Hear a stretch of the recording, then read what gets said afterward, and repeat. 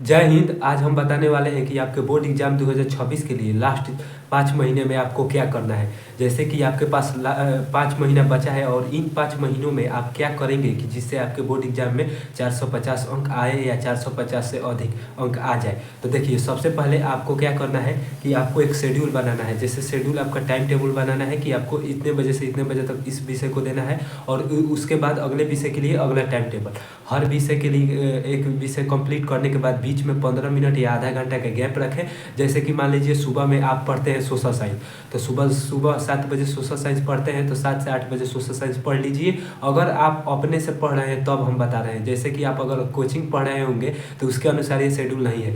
Coaching पढ़ रहे हैं उसके अनुसार अलग शेड्यूल आपको बताएंगे। देखिए, आप अपने से पढ़ रहे हैं तो पहले 7 से 8 जैसे कि आप पढ़ लिए सोशल साइंस, तो बीच में आप 15 मिनट का गैप लीजिए। उसके बाद आप क्या करिए कि मैथ पर जाइए।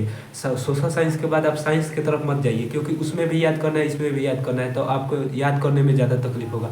सोशल साइंस कंप्लीट करने के बाद आपको मैथ की तरफ या संस्कृत की तरफ या हिंदी की तरफ जाना है। तो इसमें से एक विषय ले लीजिए। उसके बाद 1 घंटे या 45 मिनट उसमें समय दीजिए और वो कंप्लीट हो जाता है। उसके बाद फिर 15 मिनट का गैप दीजिए। आपका इस तरह 2 विषय कंप्लीट हो गया। 7 से 9 तक ले समझिए आपका 2 विषय कंप्लीट हो गया। 10 बजे तक समझिए, 1 घंटे के टाइम इधर उधर हो सकता है। तो आपके 7 से 10 बजे तक आपका टाइम कंप्लीट हो जाता है।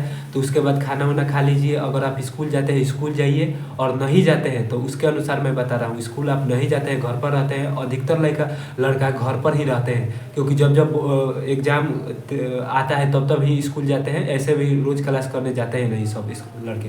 तो देखिए, उसके बाद 10 बजे आप खाना वाना खा के फ्रेश हो जाइए। उसके बाद 11 बजे से बैठिए या 12 बजे से बैठिए। तो उसमें 2 विषय को लीजिए। जैसे कि आप उधर सोशल साइंस लिए हैं तो इधर आप साइंस लीजिए, और एक हिंदी या फिर इंग्लिश में से किसी एक को उठाइए। 2 विषय 10 बजे से 11 बजे से 1 बजे तक 2 विषय को कंप्लीट कीजिए। फिर बीच में आप 1-2 घंटे का गैप लीजिए और उसके बाद आप जो विषय बचता है 2 उसको कंप्लीट कीजिए, या 2 विषय आप छोड़ सकते हैं लास्ट में कंप्लीट कीजिए। जितना शेड्यूल आपको बता रहा हूँ 5 महीने के अंदर कंप्लीट होगा। अगर आप सोच रहे हैं कि नहीं 2 विषय या 1 विषय पढ़े कंप्लीट कर ले, उसके बाद अगला 2 विषय और 3 विषय कंप्लीट करें, तो इससे आपका होगा नहीं। सब विषय पर थोड़ा थोड़ा टाइम देना पड़ेगा। तो आप इस तरह 2-2 विषय करके 2-2 घंटा और बीच में 1-1 घंटा का गैप करके कंप्लीट कर लीजिए।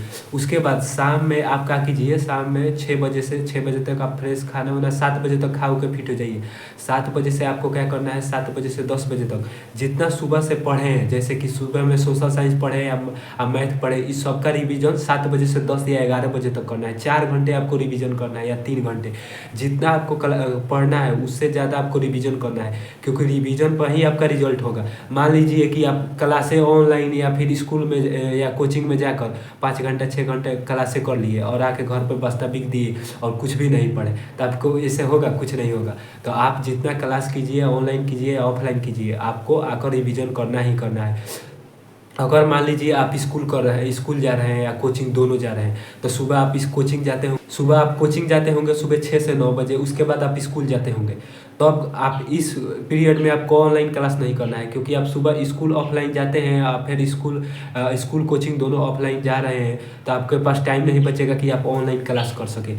तो आप क्या कीजिए, जो स्कूल में पढ़ाया जा रहा है, स्कूल और कोचिंग में जो पढ़ाया जा रहा है उसी पर आपको ध्यान देना है। ये नहीं कि आप सुबह स्कूल कोचिंग जा रहे हैं फिर स्कूल जा रहे हैं और 3 बजे आने के बाद ऑनलाइन क्लास करने लगे, तो कुछ नहीं होगा, क्योंकि थोड़ा थोड़ा चारों तरफ से पढ़िएगा, उससे कुछ बुझाएगा नहीं। तो आप ऑफलाइन क्लास कर रहे हैं या स्कूल जा रहे हैं तो उसी को आपको पढ़ना है। और शाम में 7 से 11 बजे तक आपको बार बार रिवीजन करना है। शाम के टाइम आपको नया कुछ नहीं पढ़ना है दोस्तों। शाम के टाइम आपको सिर्फ रिवीजन करना है।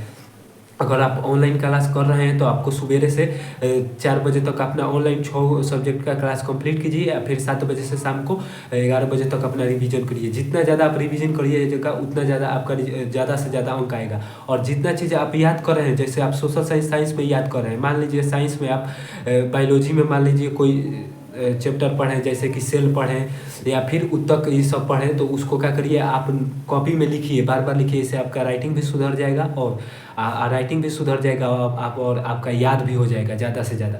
तो इस तरह से आपका राइटिंग भी सुधरेगा और आप रिवीजन भी कर पाइएगा।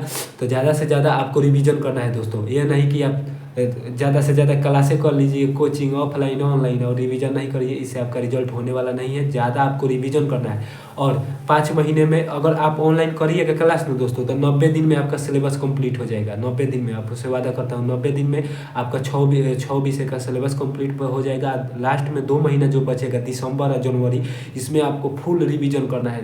आप बार बार जितना पढ़ें उसको बार बार लिखना है, बार बार उसको याद करना है। इस तरह अब प्रैक्टिस सेट मार्केट से लाना है। 10-20 का प्रैक्टिस सेट आता है, 10 सेट का या 20 सेट का, जो कि सरकारी वाला होता है, बिहार बोर्ड वाला, उसको लाइए और उसका सेट मारिए। ऑब्जेक्टिव पर ज़्यादा ध्यान दीजिए, क्योंकि ऑब्जेक्टिव आप सही कीजिएगा तो सही नंबर मिलेगा 1, और गलत कीजिएगा तो उसका 1 भी नंबर नहीं मिलेगा। ऑब्जेक्टिव में, सब्जेक्टिव में होता है आपका, मान लीजिए 5 नंबर का क्वेश्चन है तो उसमें आप थोड़ा भी लिख दीजिएगा तो 2-3 नंबर मिल जाएगा। ऑब्जेक्टिव में ऐसा थोड़ी है आप गलत कीजिएगा उसका नंबर गया।